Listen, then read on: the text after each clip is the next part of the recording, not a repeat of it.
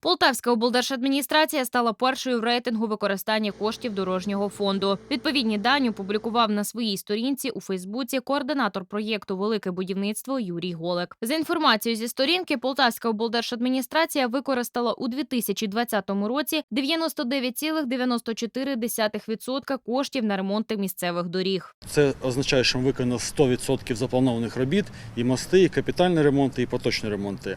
Крім того, нам вдалося зекономити близько 10% від загального коштів фінансування. Це близько 100 мільйонів, за які ми зробили ще додатково 15 кілометрів доріг. У 2020 році у Полтавській області відремонтували 127 кілометрів доріг. Це найбільший показник серед областей в Україні. Це, звичайно, дуже така робота в режимі нон-стоп, 24 години, 7 діб, 365 днів. Фактично цілий рік працювали без вихідних.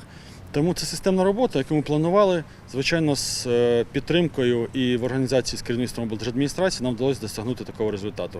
Зараз в агентстві місцевих доріг говорять, уже активно розпочали готувати проєкти на ремонти нових відрізків доріг та мостів. А також вже незабаром презентують карту ремонту доріг Полтавщини. Євгенія Манич, Сергій Глоба, телеканал «Центральний».